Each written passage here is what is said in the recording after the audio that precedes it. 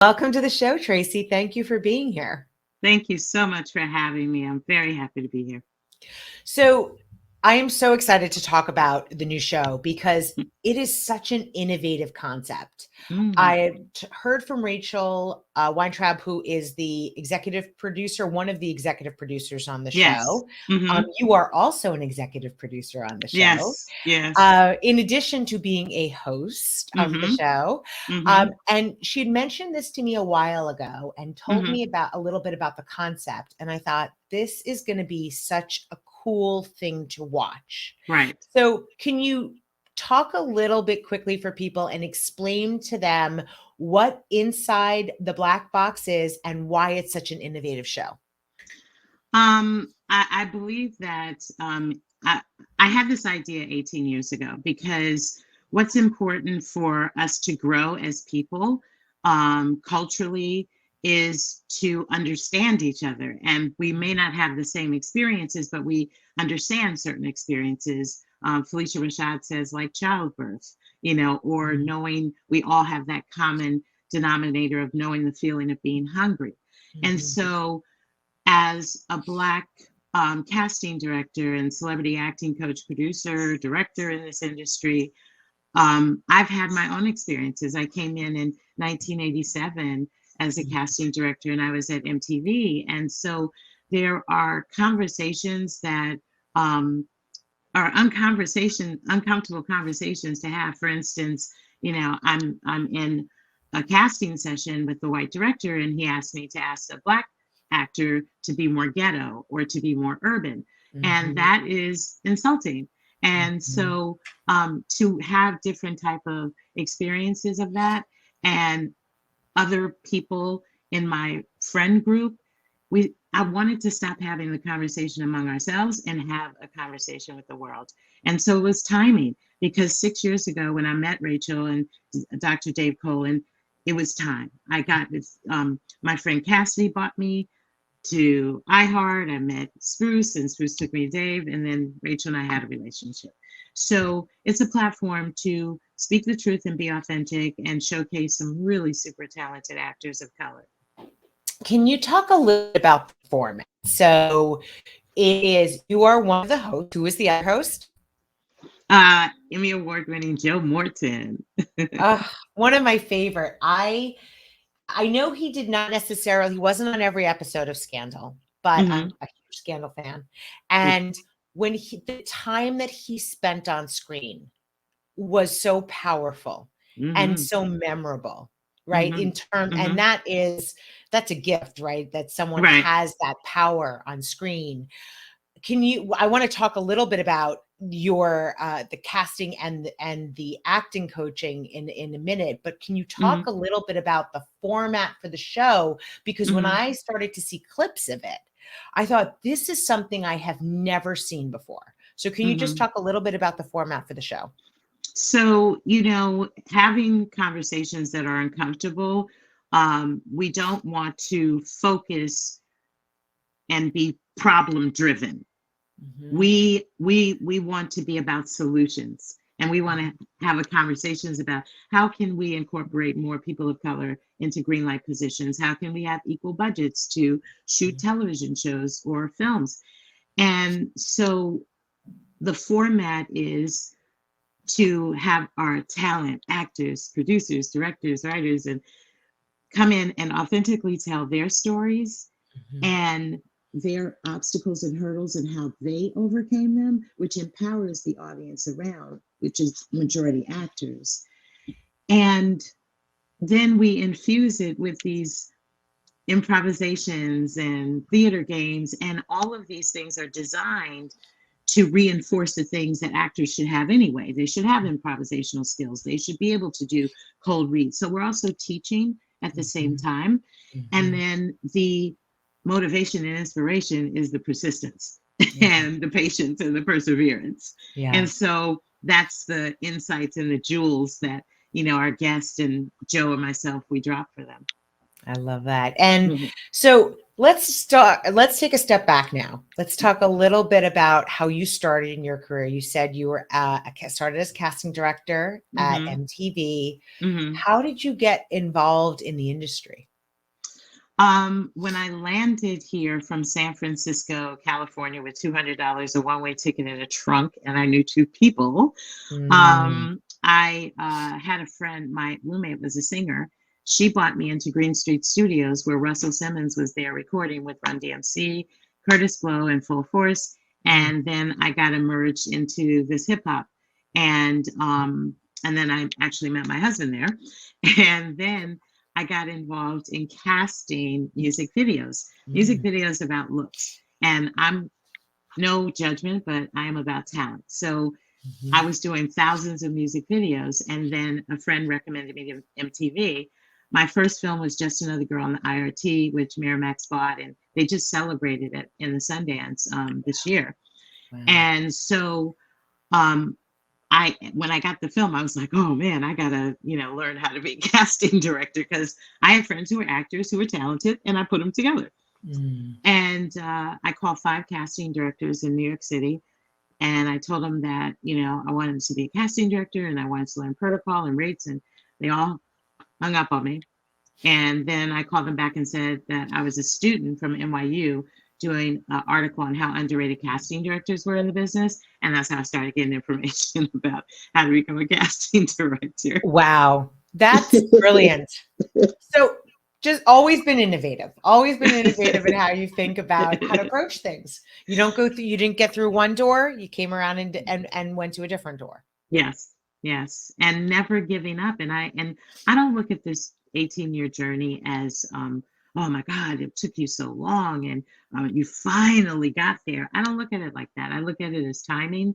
I look at it as there's a need, specifically at this time with isolation from the pandemic, and then the awareness of what the Black culture has known, Mhm, from all my life. And mhm, so for the world to see it and for the world to mhm, connect, when CNN did this composite of all of these countries, Japan, England, Australia, and you see Black Lives Matters, that was the first time in my life that I felt loved.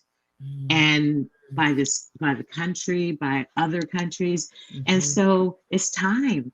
We're culturally different, but love is universal and no Mhm, color, and I mhm, feel like we need to love on each other some more, mhm. to make changes and bring awareness to that as well.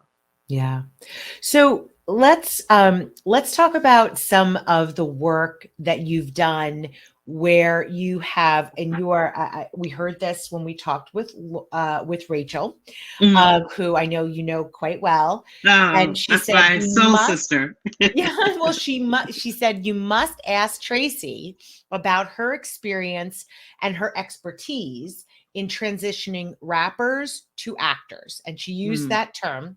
And she hmm said, as you did with people like Cardi B, hmm on for the Hustler, is that right? Yes, That's the yes, movie. So yes. can you talk a little bit about that experience of taking someone who is very talented in one arena and hmm helping them transition their talent into an adjacent it's connected but singing and acting are different things, right? Right. So can you talk about how what that is like, what that and how that expertise comes to life for you? So I did a film called, New Jersey Drive, and I auditioned every rapper from Biggie Smalls to Tupac. Mhm, And they all had this characteristic of bouncing and moving, and not every character is like that. mhm, So I sat in the audition, I said, they need help transitioning and mm, being other characters. And then Vinny from Naughty by Nature called, his manager called, and I started working with Vinny, and then he took me to Flavor Unit. It snowballed. Faith Evans, SUV. Oh my God. And then when I got to Violator Management, with Mona Scott Young and Chris Lighty, rest in peace, um, that's when I started working with Missy Elliott, Tweet. And then I got with Busta Rhymes. And Mm, I was with Busta Rhymes. I've been with his acting coach for over 20 something years. And I was on the road with him for 6 years. And then I was on the road with Eve for 6 years. mhm, Um, and then I became this hip hop acting coach. And I was mm, like, I don't want to be put in a box. I don't want to be limited. I help people transition from one entity to another. So yeah. I work with athletes, hosts, and comedians. It's Mm, all about, for me, it's a natural transition. mhm, We are creative beings, and so it's mhm, in us. And so, as it was a natural transition to me, like, oh yeah, musical artists, you guys are in videos, mhm. you're creating characters, and Yes. you're reenacting and all of this. So let's give you some words, let's give you a story, let's give you a journey. And so then I was on the road for 6 years between Buster and Eve on all of their projects, and Mm, with some of the best directors, Finding Forrester, Gus Van Sant, and I worked with Sean Connery, Sir Sean Connery. Oh, wow. yeah, that was Wow. amazing, Yeah. amazing. What type of work were you doing with him? There was a film called Finding Forrester, and I was coaching Buster Rhymes in it, Wow. and it's a beautiful film. Mm, And through that, a real relationship developed from one of the leads, Rob Brown and Sean Connery. mhm, But my job is really to be an interpreter because I have a relationship with my clients that mhm, directors don't have. So when mhm, we show up on set, I have a way of getting them to get to where the director needs them very mhm, quickly. And mhm. prior to, Eve and I worked a year before she even auditioned for Barbershop One. So Mm, I give them templates, and their templates have to be edited because they have dual careers and they put 1,000% in music. And then where are you going to find that other, yeah. to shoot? But they Right. do, they do. Yeah. So So, can you talk a little bit? I have so many questions for you, and I want to make sure that that we get to the important ones. But mhm. I do want to ask one more on this, Yeah, one more question on this topic. Can you tell, just given your experience and your expertise and what you clearly understand, and kind of maybe intuitively it's a talent that you have, but can you look at someone and immediately know if they are going to resonate on camera or on stage? absolutely. Yeah. I believe that because I believe that there's always a connection. They're still in my life. Mm. Um, I met Dave Chappelle when he was 18. I brought him to MTV, and I was scouting in comedy clubs here, and I found him, and Wow. MTV, and they weren't ready for him. And then Mm, 2 years later, another show came up, and they said, "Can you get that Dave Chappelle guy?" And I mm, said, "No, Robin Hood Men in Tights. He's gone, but mm, he's still my friend." And so I believe that that's a part of the path, that mm, you have to believe in someone else too. And mhm. so when I feel it, I believe it, and I'll do everything. Actors know sometimes I should do things like giving maybe scripts in advance or something, but I mean things I'm not supposed to do. But I'll do anything that I can, and that's why I teach to empower actors about the truths in that Mhm. room and the truths about this business and what their focus and mind should be about. Yeah, well, let's talk a little bit about now that how was your experience as a Black woman in Hollywood and in this entertainment world? How has that been? Well, I think in the beginning of my casting career, we didn't live in internet, so we lived in faxes. Mhm. Well, that kind of came later on, but I started in '88, so I'm dating myself. But my name is Tracey Moore, and it's very generic, and you don't know. Mhm. So I didn't know anything, but when after MTV had some leverage at that time, so to see that on my resume, I got a lot of interviews, Mm. and but I noticed that when I would walk in the room, there was a surprise to the people in the room because they thought I was white. And Mhm. so I worked on a lot of white projects before I even worked with Black people.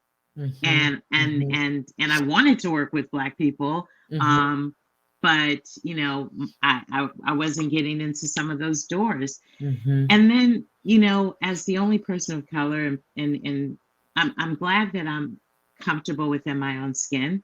And in growing up in San Francisco in the late 60s, like, my parents instilled a lot of pride in who we were. Mhm. So I never was sat in that room and felt uncomfortable or I didn't belong. I just felt like there were times like, again, not understanding culturally things that offend people, but sometimes people would say, "Oh, Tracy, you speak so clearly and you're so articulate. You sound white," and it's like a compliment. And it's like, that's an insult. Do you Mhm. expect me to, speak jumbo or something? I don't know. Mhm. So, Mhm. but that is through education, because I was also married to my husband. My husband was Jewish, Mm. and we share a daughter, Radiance. And this was in 1983. And I'm Mm. coming from San Francisco, and yes, I know about racism. Yes, I know, experiences and things. But when I came to New York in '83, it was very um, territorial culturally. You Mm. go to Coney Island, you go to Mm. Brooklyn in a Flatbush, and I had Mhm. never experienced that because in San Francisco, everybody was just kind of mixed up. Yep. Yep. And so the first time I really felt racism was when my husband and I were going to look at a house in this area in Brooklyn that has these beautiful houses and Victorians, remind me of San Francisco. And the realtor took my husband aside at that time and said, and they were talking, and then all of a sudden I just saw my husband screaming and his arms wailing, and then he Mm. was like, "Come on, Tracy." And I said, "Well, what happened?" And he said, "Well, he basically said that this neighborhood is not ready for an interracial couple." And I never even thought of that. Mm. So, I think that what's so freeing about Inside the Black Box is that, again, these actors or professionals are not selling anything. They're Mhm. authentically telling the truth of their stories that Mhm. empower us all. Because if we know these things, I thought I was going through this by myself. And then slowly but surely, we're all talking, and it's like, we have to do something. We need to make a change because we can make films on credit cards. Robert Mhm. Townsend's How Hollywood Shuffles, like, we will find a way and be resilient and persistent, Mhm. but we shouldn't have to, Mhm. because we are talented and we do deserve to be at that table and have these conversations. Yeah. Yeah. So, in terms of the where we are today, Hmm. and as compared to some of those earlier experiences you were just referring to, how do you think things have evolved? And are you feeling like we have come to an inflection point where change is going to be persistent? I feel that in terms of our evolution from having a Black president, and a first family, Mhm. billionaires, Mhm. just tremendous success in sports, and breaking those barriers in the Oscars and Golden Globes. And there have been changes. And we have production companies from Tyler Perry to Will Packer, Spike Lee, like, you know, Ava DuVernay, Shonda Rhimes. There's so much Mm. richness in that, so much. Mhm. So we haven't even, in my opinion, touched on a tenth of our stories. Mm. And I constantly, as a casting director, get scripts and say, I didn't even know that story. I didn't Mhm. even know about that. So, um, yes, in a positive way, I feel that there is progression and movement. The other side is Darnell Martin, who's on an episode on the show, and she wrote and directed Cadillac Records Mhm. just recently, as in last year. One of the reasons why she really wanted to come on the show is because she had gotten a she had gotten a gig. She was going out in Hollywood talking to the studio executives, and she wrote a list of 5 African American casting directors. She Mhm. wrote it down just to, have a conversation. So she talks to the studio exec and she says, I have 5 casting directors, African American women, presents it, and one of the studio execs says, I didn't know that it was that many African American casting directors in the business. 5. That So many. when I called her, she had just come back from that trip, and I was like, "Will you be on, Inside the Black Flag?" She was like, "Yes." So her episode is fire Mm, because mm, she is blonde, she is blue-eyed, she is black, and when mm, she opens her mouth, she says the whole game changes mm, because this is the visual, but it is not. So those are powerful stories, and to know that in 2022, like I don't want to hear that story, but mhm. it's real. So Yeah.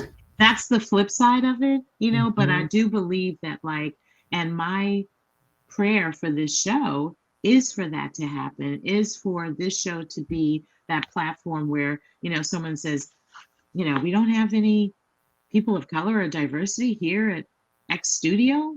We need more, and mhm, whatever. And I think that's important. I think I'm an advocate for actors. I'm always concerned with their morale. Nothing happens without an actor. You can mhm, write the best script, have the best director and mm, producer attack, and mm. you say action, what's going to happen?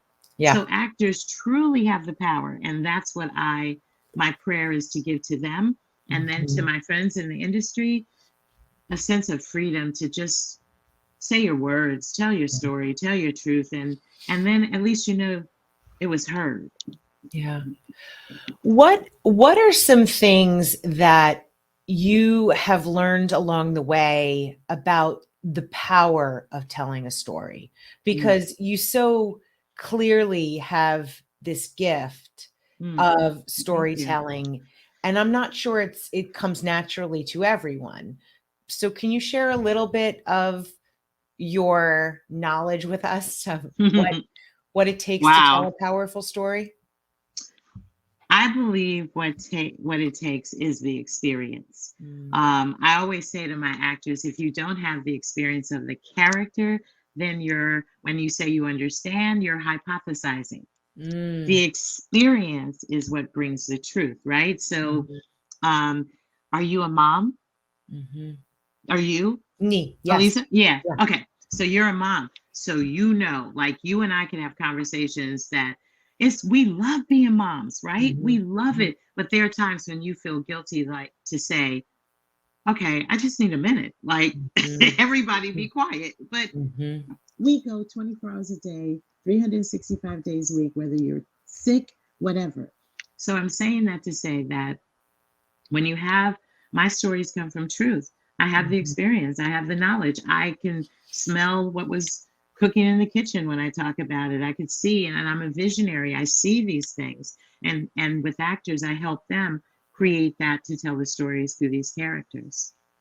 So does someone have to have been through that type of experience, or do they have to be able to tap into a key part of what the experience means for the character? I'm trying to make sure I understand how that would work. Excellent question. Excellent question. Okay, so you know what it's like to be a mom. No one can say to you, who doesn't have a child, blah, Mhm. blah, blah, blah, blah, blah, blah, blah, blah. You're like, that's just talk. Because Right. you don't know what it's like to wake up when your child has a fever and rush to the hospital and blah, blah, blah, blah, blah, Right. right? Mhm. If you do not have the experience, that's where training comes in. We Mm. have to create templates to find out, if I don't have that experience of being a mother, how do I know? Mm. What to Mm. expect while you're expecting. Go Mhm. to visit a maternity award, and Mhm. talk to see if they'll let you talk to a nurse. You have to get references, and the references will ground you and give you that confidence that, yeah, I've been on this journey before. I know this journey of the parent. Yeah. Yeah. So that's what you mean. You mentioned templates earlier. That's what Yes. you mean when you Yeah. refer to the templates. I got Yes. it. Yeah. So how has speaking of motherhood, how has being a mother impacted your career? Oh, that's a great question. I've never been asked that question before. Thank you. Um, it has impacted my career. Mm. Um, yeah. It To see my children and my 9-year-old granddaughter be on this journey with me and witness it and see it to manifestation, there is no other joy or power in my life, because now they know without a doubt that it's not about time, it's about persistence and patience and knowing that it is going to happen, and not ever giving up on your dream regardless of what it is, because when you stay committed and focused like that, it will come true. So um there's nothing else that I need or want in my life, because I've given that example to them and I know they get it. So I feel like my job was done in that aspect. Yeah. Yeah. It's interesting because I had another guest on our show, Lisa Price. She's the founder. Oh, that's my Of, girl, Carol's daughter. yeah. That's my girl. And, we were talking about her mom, and for a long time since we had this conversation was that one of the things that was so one of the most gratifying things for her of everything that she worked so hard to achieve Yeah. was that she was able, it was almost like she was giving flowers, giving the flowers to her mother while she was still here. Wow. And I can't tell you how many times I was like Wow. bawling during that conversation.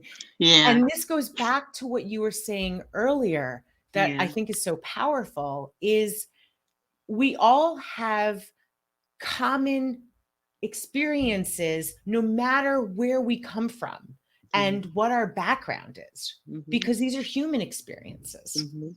right? We have a parent, many of us Yeah. have a child, right? Yeah. And so these are common experiences. And I want to ask you this because I just think that you'll have insight on it. How much of the change that we are going to need to see, and because you just talked about something that happened about the list of casting Mhm. directors, and here we are in 2022, why isn't that list longer? So we still are living within a certain reality. Mhm.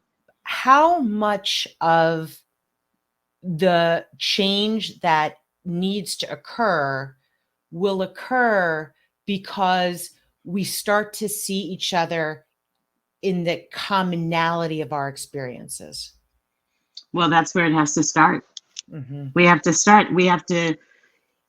I feel like we need to embrace our history and not erase our history. And I didn't mean to rhyme with that, but it just came out.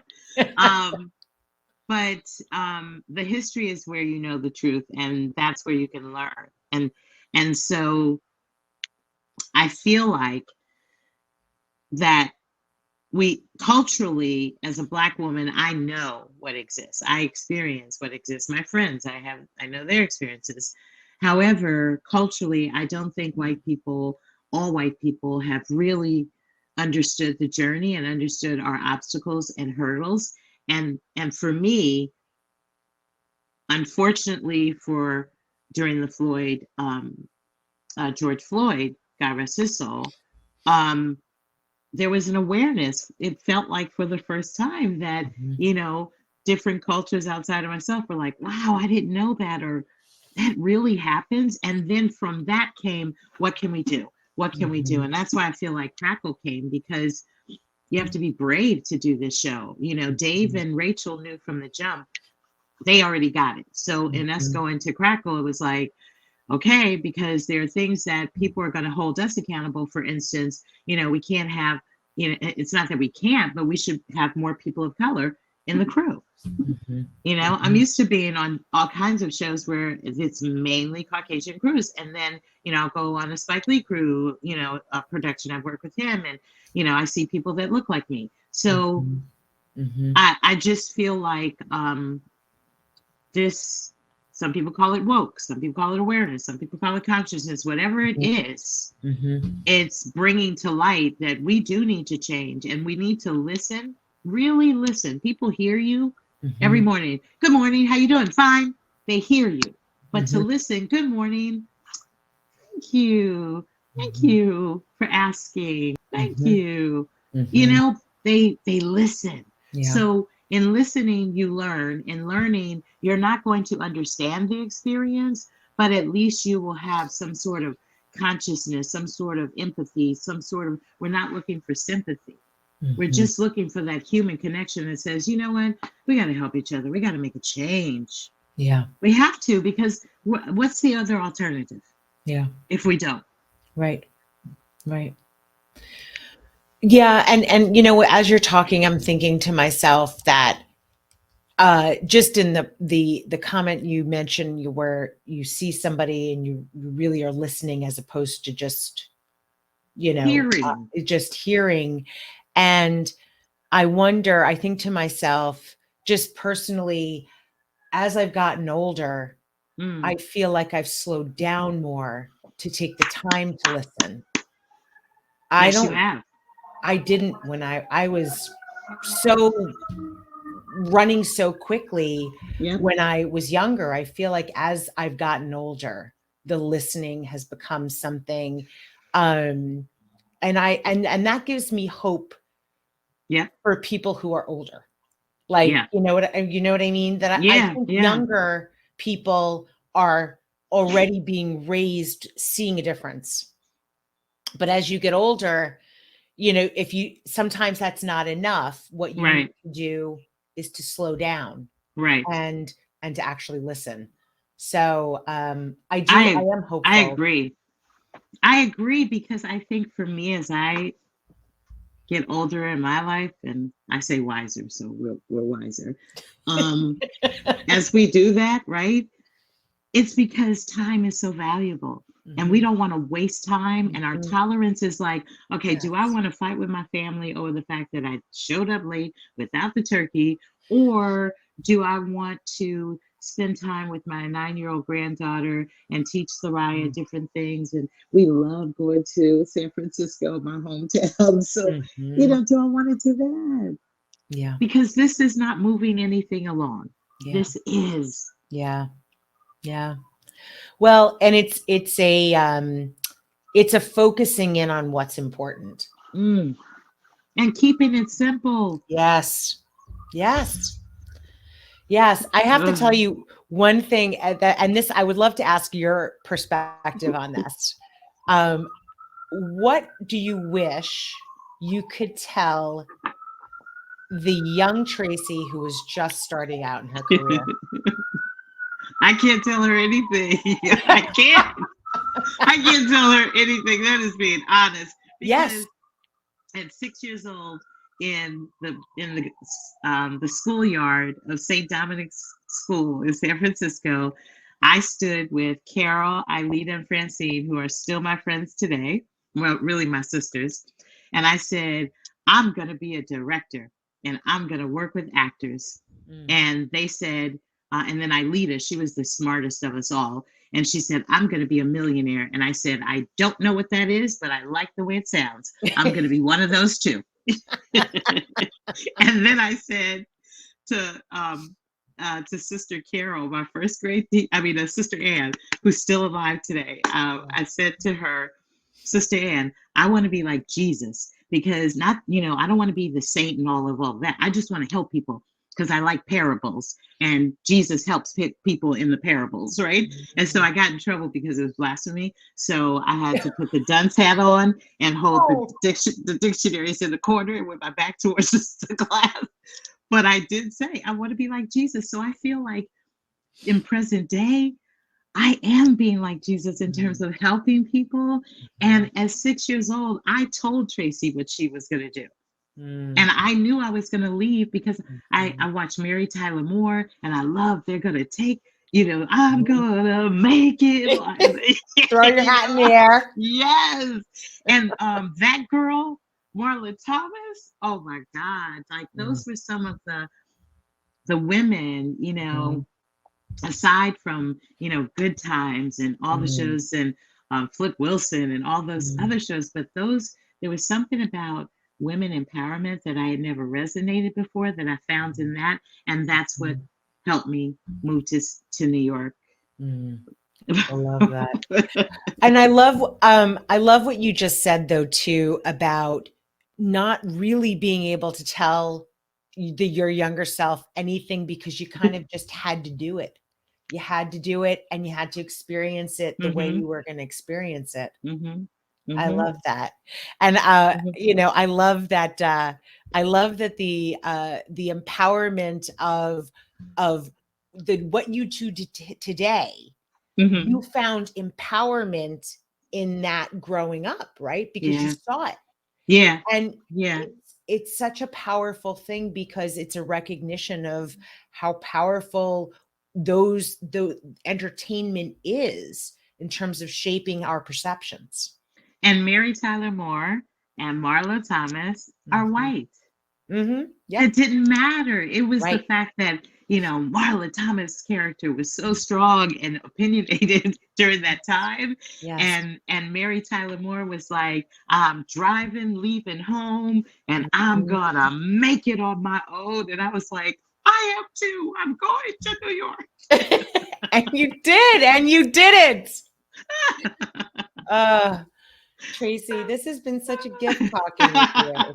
It has been so wonderful. Thank you for You doing this. I am so happy I did this, and I'm so blessed that the technical worked out. But Yes. thank you for this platform as She Speaks. I love Oh, it just felt like conversation with you. So oh, thank you. Well, anytime.